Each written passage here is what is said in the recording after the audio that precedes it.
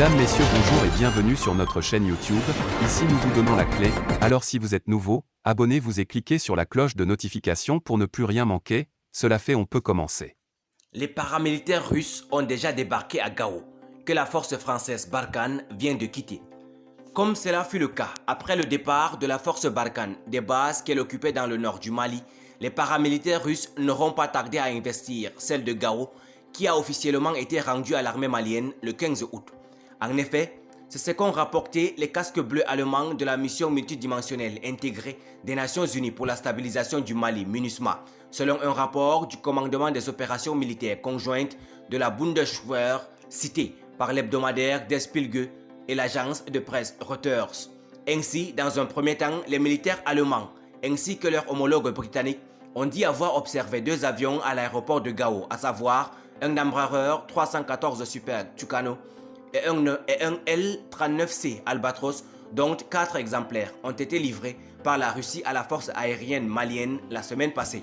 Puis, 2 heures plus tard, 20 à 30 personnes en uniforme militaire n'appartenant pas aux forces maliennes ont été vues en train de décharger du matériel d'un avion de transport malien, probablement l'un des deux Casa CN-295 reçus par Bamako, indique le rapport en question.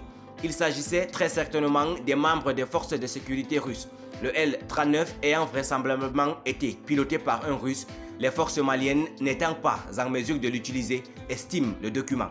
Le rôle que les paramilitaires russes auront à Gao n'est pas immédiatement clair, indique le rapport. Mais avec le déploiement de forces russes et l'arrivée de nouvelles capacités, avions d'attaque au sol à l'aéroport de Gao, les forces maliennes continuent d'étendre leur zone d'opération avec le soutien de la Russie vers le nord-est, souligne-t-il.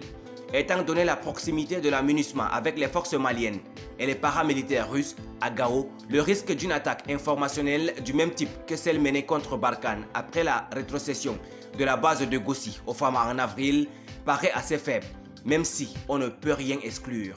Cela étant, les attaques contre la réputation de la France ne sont visiblement pas près de se terminer.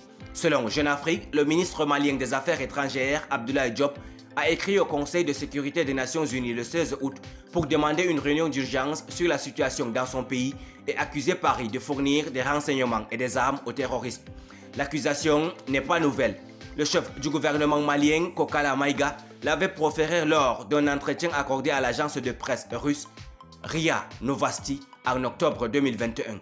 Quoi qu'il en soit, au Sahel, le format de la force Barkhane va être désormais divisé par 2, avec 2500 militaires. Pour l'essentiel, son dispositif se concentrera sur le Niger, avec la base aérienne projetée de Niamey, le Tchad et le Burkina Faso, où le détachement des forces spéciales Sabre devrait être maintenu.